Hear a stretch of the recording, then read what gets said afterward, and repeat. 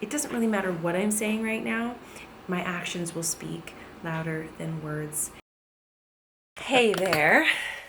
I'm winded. I just walked up the stairs carrying all the laundry. Sitting in my son's room. But here's the situation.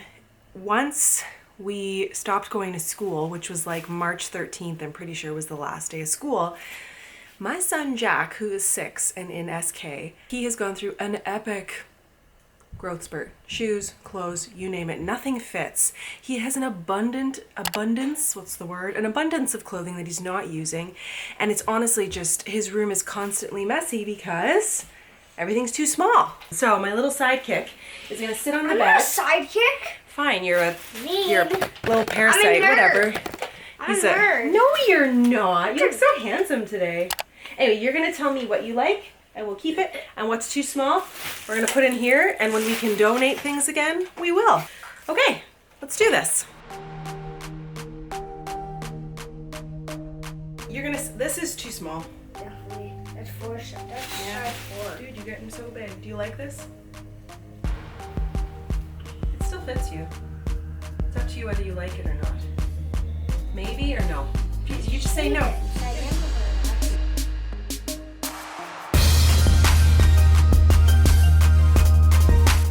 Is this a good shirt? Yes or no? Yes.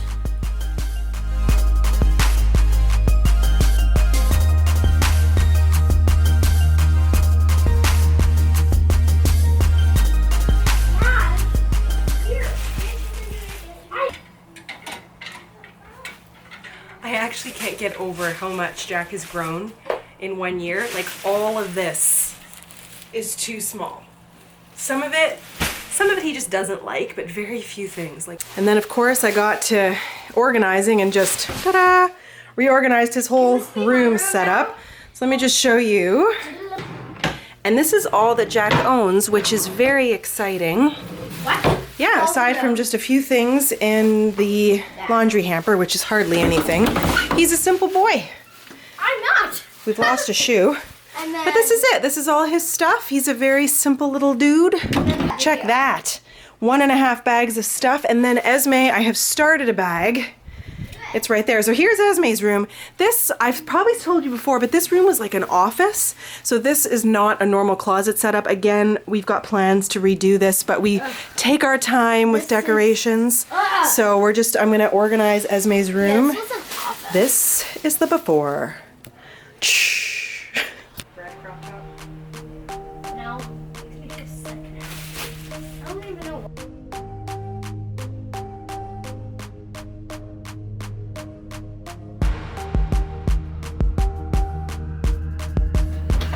Madam, you owe me the biggest what?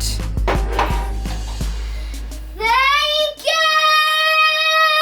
Yeah, that's what I'm talking about. Okay, so we moved the bed into the corner.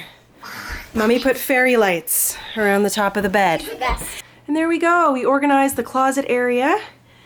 We were able to purge so much clothes that this is all she needs to put on her shelf. And the rest, but like clean and organized. She's very excited about her area. And look at this nice open space with a beautiful view of the yard.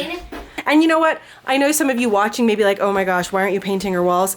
Dudes, it takes time. And we're both working people. Mind you, only one of us at the moment. And money and all the things. And we take our time with renos. And then Jack, the only thing is he got his beanbag up here. Well, here we are on Sunday and day 2 of the declutter, and I'm so proud of myself.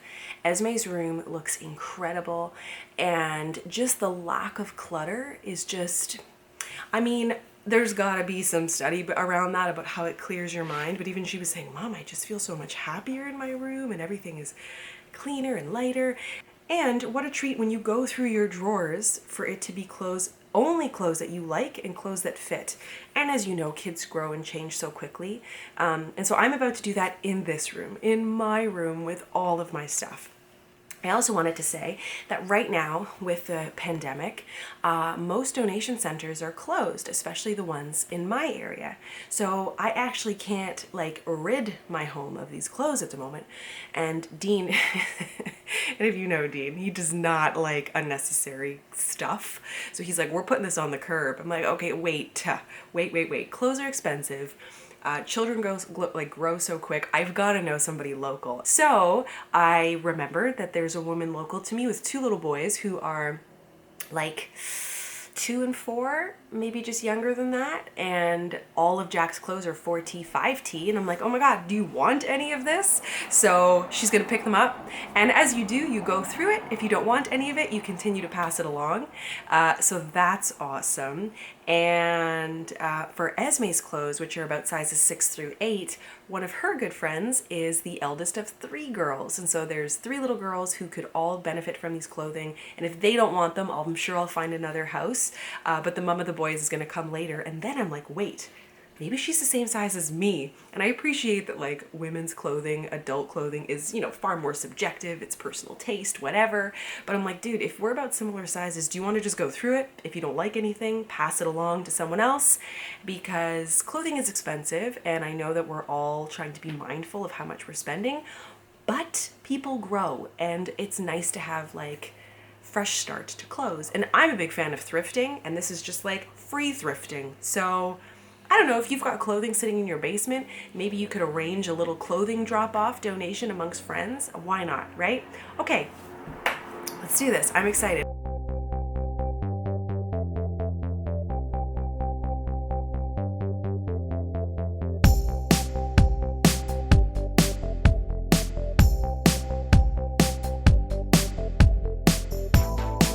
I'm done. So I ended up with 1 bag of donations. And by donations, I mean clothes that are like, you know, Halloween decorations. Clothes that are appropriate to donate. Like the shirts don't have stains, the pants are in good condition and stuff like that. And then 1 bag of garbage, which was a combination of clothes that are just not appropriate to donate.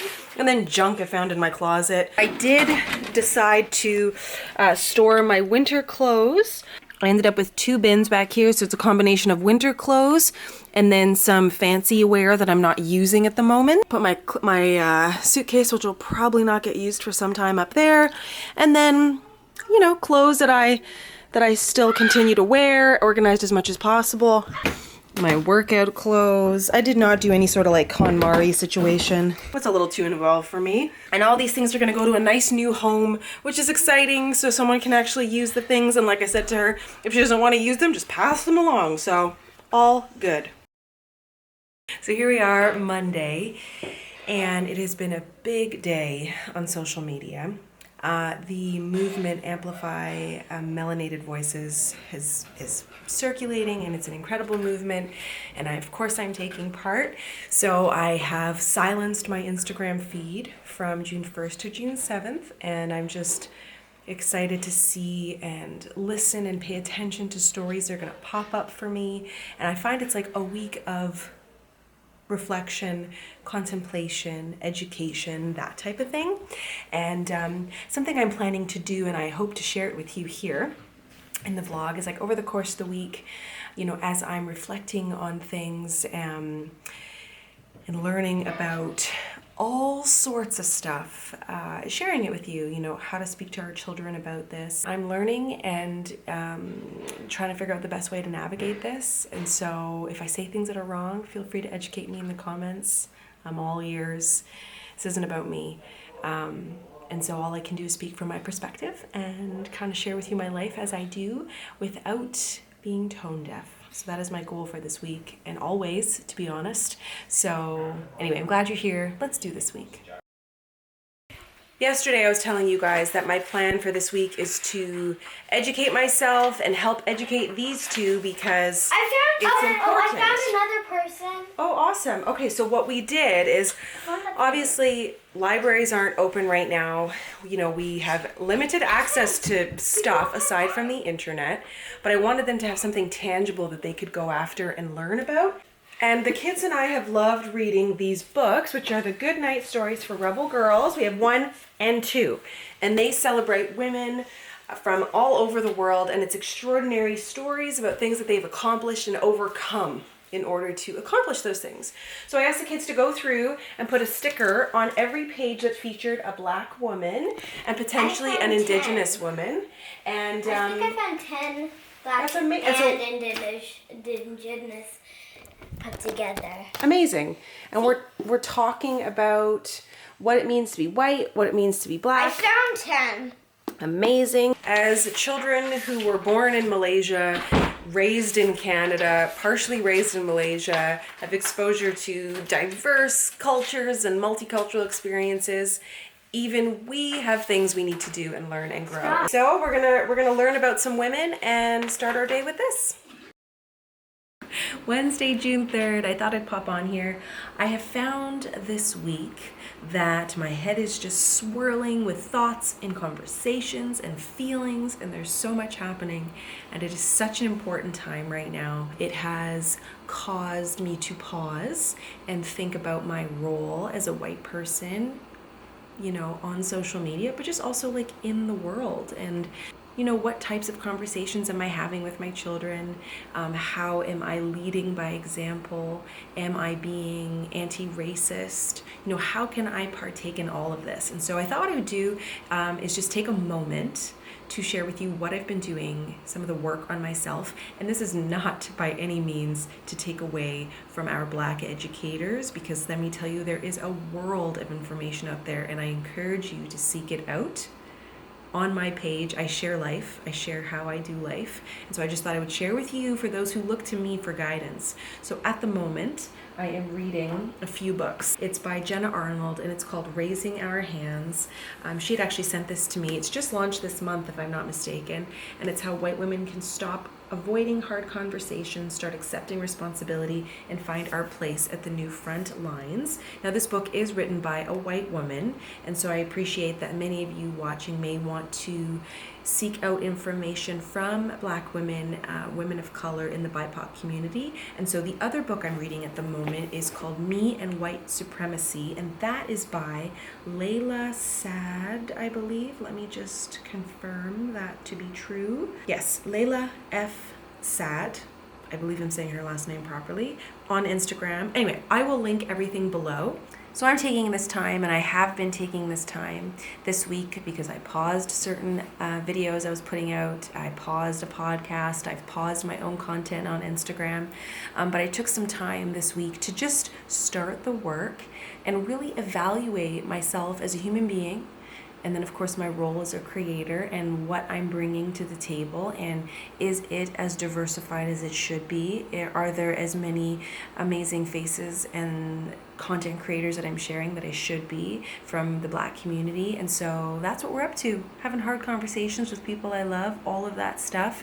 It doesn't really matter what I'm saying right now. My actions will speak louder than words. And that's all I have to say on the matter. I'm gonna sprinkle a couple of more fun little family moments in here because we got chickens. It's a thing. 4. Got it. Here we go. 4. You can show 4 fingers now. Wow. Beautiful. And so, Jack, are those chickens going to lay eggs for you? Yes, they lay blue eggs. They lay blue eggs. Wow. Very cool. I was talking to you about some resources, and these are the ones that I have on hand so far, by the way, to continue the conversation. So these are the 2 books I'm reading right now. I'm kind of reading them simultaneously. I feel like they go nicely hand in hand. Me and White Supremacy by Layla Saad has journal prompts, and so I find I like to read it in short bursts. It gives me really great food for thought and allows me to process things. This is the Goodnight Stories for Rebel Girls that I already had on hand, and the kids went through, and I think I was sharing, you know, the steps that they had taken. Anyway, great resource. And then these are 3 books I just ordered online. This one, Each Kindness, honestly kind of made me cry last night. You know, speaking to children about kindness and the ripple effect and what that looks like. Very simple messaging. The Big Umbrella, more for Jack's age group. definitely a simple story. And then I just, of course, love the concept of this one, Lessons from the Life and Teachings of His Holiness the Dalai Lama, the Seed of Compassion. So, you know, talking about his life and his journeys and things, you know, again, simple messages for children. So just a couple resources here. There's so much information online. Take the time, do the research, educate yourself. Thanks, friends.